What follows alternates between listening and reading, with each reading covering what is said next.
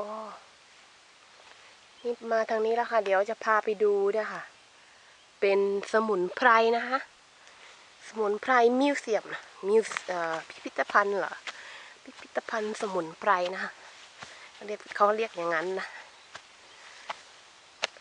สวนสมุนไพรเนี่ยเนาะ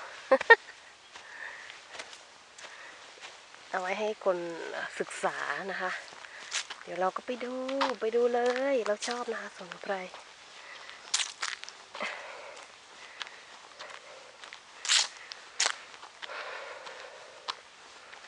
ハープなんてないですわ。ไม่เห็นมีนี่ไงนี่ก็สมุนไพรเนี่ยแต่ว่าไม่เห็นมีชื่อเลยเราไม่รู้จักเนี่ยค่ะนี่ก็สมุนไพรนะคะจำได้โซโคกันนา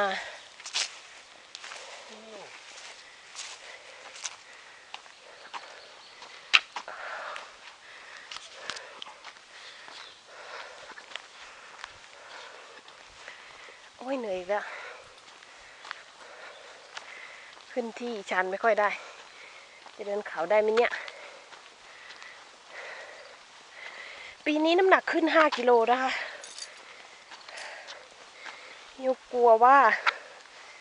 จะไปเดินเขาไม่ได้เนี่ยเดินได้แต่จะเหนื่อย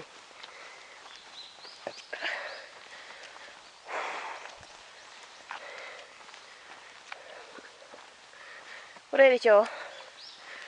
เนี่ยเฮ้ยนี่ลูกอะไรนะこれ何ですか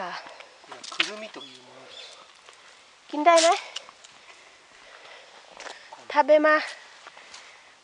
い、でもまあね。can eat シードを食べるの。เนี่ยค่ะกินเม็ดเหรอนี่นะคะ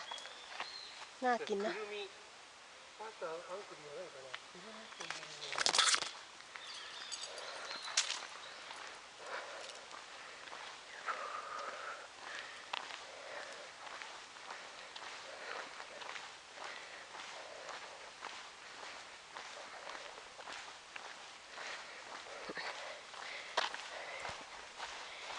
โอ้ยเหนื่อยหลาย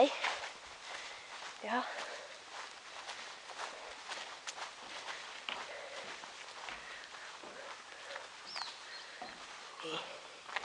รู้สึกว่าจะไม่มีใครอยู่นะคะ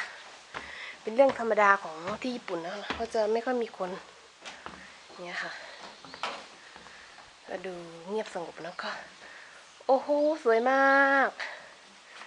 บรรยากาศนะคะเดี๋ยว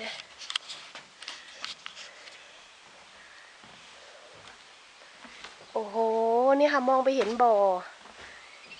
ทางโน้นนะคะโอ้โห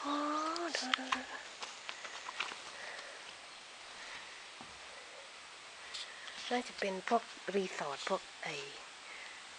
ที่พักได้นะคะบรรยากาศเงียบมากเลย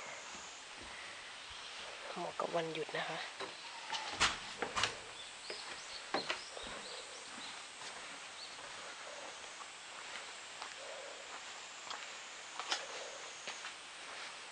นั่นですかนี่มีอินโฟเมชันอยู่ตรงนี้今 They prepare for summer vacation。キ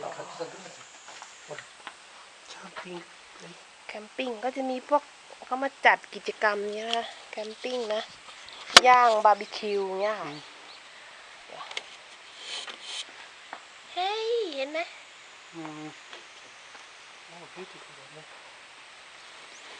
สวยไหมบรรยากาศ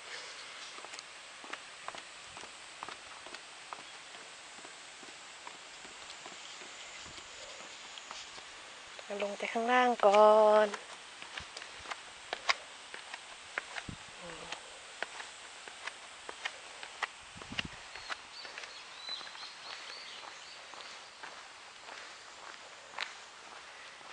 ก็จะมีดอกหญ้าดอกอะไรทางโน้นนะคะนิดหน่อย